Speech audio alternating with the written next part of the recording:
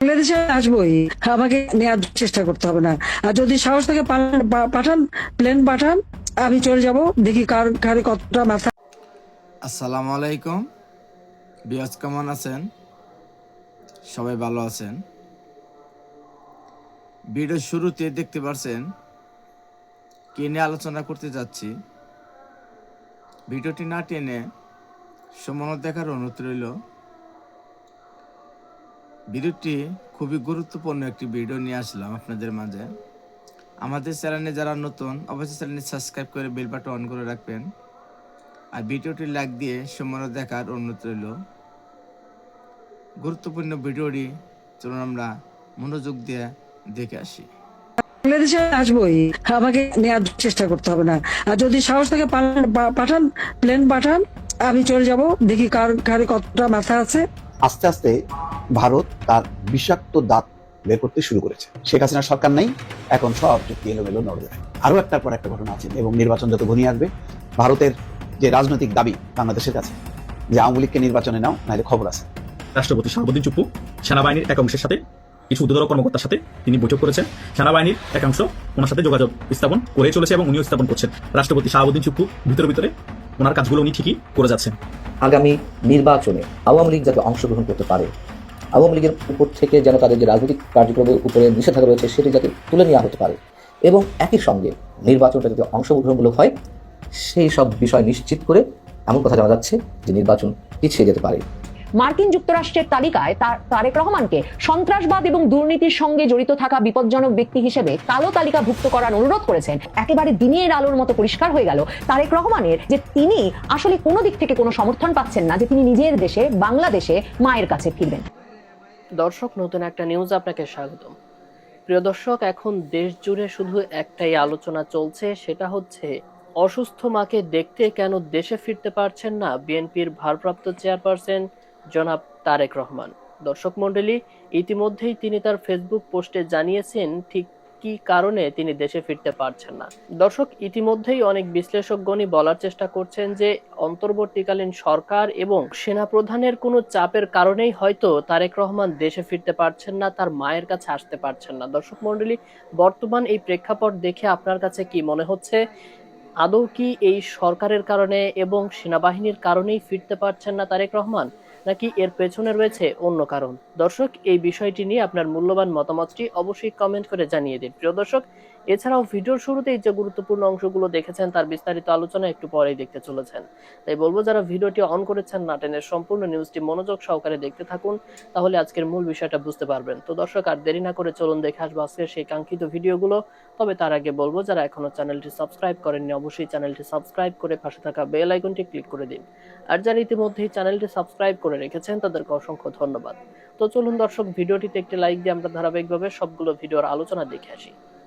বাংলাদেশে আসবোই, আমাকে নেওয়ার চেষ্টা করতে হবে না। আর যদি সাহস থেকে পাঠান, প্লেন পাঠান, আমি চলে যাব, দেখি কার কারে কতটা মাথা আছে, কার ফাঁসির দড়ি কত শক্ত, কার বুলেট কত তীব্র বেগে যেতে পারে, আমি সেটা দেখে নেব।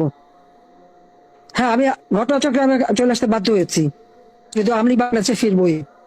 তো এই বাংলাদেশে যারা প্রকৃত অপরাধী তারা সাজা পাবে, দেশের মানুষের ভাগ্য নিয়ে যারা চিনিমিনি খেলছে তাদের শাস্তি দেব, এবং বাংলাদেশকে আবার আমরা উন্নত সমৃদ্ধ সোনার বাংলাদেশ হিসেবে তুলে বাংলাদেশের স্বাধীনতাকে আমরা সমুন্নত রাখবো।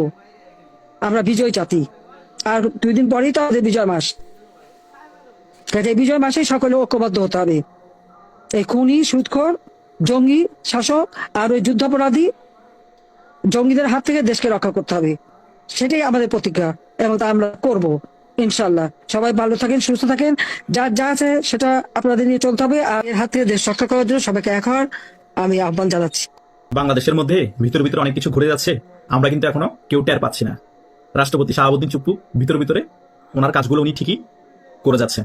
5 আগস্টের পরবর্তী সময় রাষ্ট্রপতি শাহাবুদ্দিন চুপ্পুকে অপসারণের জন্য, পদত্যাগ করতে বাধ্য করার জন্য কত না কিছু করা হয়েছে। শেষ পর্যন্ত তারা পরাজিত হয়েছে। শাহাবুদ্দিন চুপ্পু পদত্যাগ করেননি এবং শাহাবুদ্দিন চুপ্পুকে অপসারণও করতে পারেনি। এখন না পেরে শাহাবুদ্দিন চুপ্পুকে অপমানও করা হয়েছে অনেকবার। শাহাবুদ্দিন চুপ্পুর ছবি বিভিন্ন সরকারি প্রতিষ্ঠান থেকে নামিয়ে ফেলা হয়েছে এবং বিভিন্ন কূটনীতিক দপ্তর থেকেও নামিয়ে ফেলা হয়েছিল। তারা রাষ্ট্রদ্রোহিতার কাজ করেছিল একমাত্র শুধু রাষ্ট্রপতি শাহাবুদ্দিন চুপ্পুকে অপমানের জন্য। তিনি যাতে অপমান বোধ করে তিনি যাতে পদত্যাগ করেন। সেটা তো তিনি কিন্তু পদত্যাগ করেননি এবং ওনাকে পরাস্ত করতে পারেননি, বরং তাদের মুখে চুনকালি হয়েছে, তারা রাষ্ট্রদ্রোহিতার কাজ করেছে। এই গত একদিন আগেই রাষ্ট্রপতি শাহাবুদ্দিন চুপ্পু সেনাবাহিনীর এক অংশের সাথে কিছু উচ্চতর কর্মকর্তার সাথে তিনি বৈঠক করেছেন গতকালকে, খুবই গুরুত্বপূর্ণ বৈঠক। সেই বৈঠকে অনেক বিষয় আলোচনা হয়েছে বাংলাদেশের ব্যাপার নিয়ে। এখন অনেকেই প্রশ্ন করতে পারেন যে সেই বৈঠকে সেনাবাহিনী প্রধান ওয়াকারুজ্জামান ছিল, সেই বৈঠকে সেনাবাহিনী প্রধান ওয়াকারুজ্জামান ছিল না। এখন কেন ছিল না, কি জন্য ছিল না, সেটা আমি বলতে পারবো না, কিন্তু সেনাবাহিনীর ঊর্ধ্বতন কিছু কর্মকর্তার সাথে রাষ্ট্রপতি শাহাবুদ্দিন চুপ্পু বৈঠক করেছে, সেটাই হচ্ছে বড় বিষয়। আগামীতে হয়তো বাংলাদেশে বড় কিছু ঘটতে পারে, সেই বিষয় নিয়েও আলোচনা হতে পারে, বা ওনাদের কোনো ব্যক্তিগত বিষয় নিয়েও আলোচনা হতে পারে, কারণ তিনি রাষ্ট্রের এখন প্রধান রাষ্ট্রপতি। তাই বাংলাদেশের ব্যাপার নিয়ে ওনার কনসার্ন হওয়া অনেক বেশি প্রয়োজন।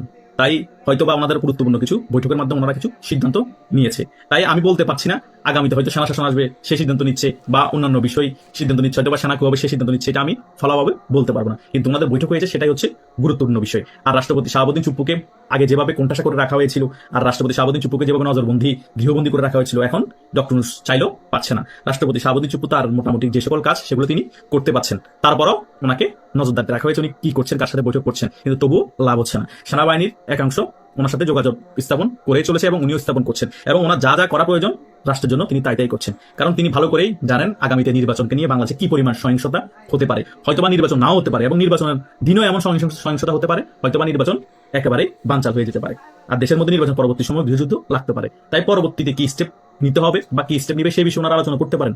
এটা হতে পারে, এটা আমি ফলাভাবে কোনো কিছু বলতে পারবো না। অনেক কিছুই বাংলাদেশের সম্ভব, অনেক কিছুই হতে পারে। আর রাষ্ট্রপতি শাহাবুদ্দিন চুপ্পু যেটাই সিদ্ধান্ত নেবেন সেটাই সঠিক সিদ্ধান্ত।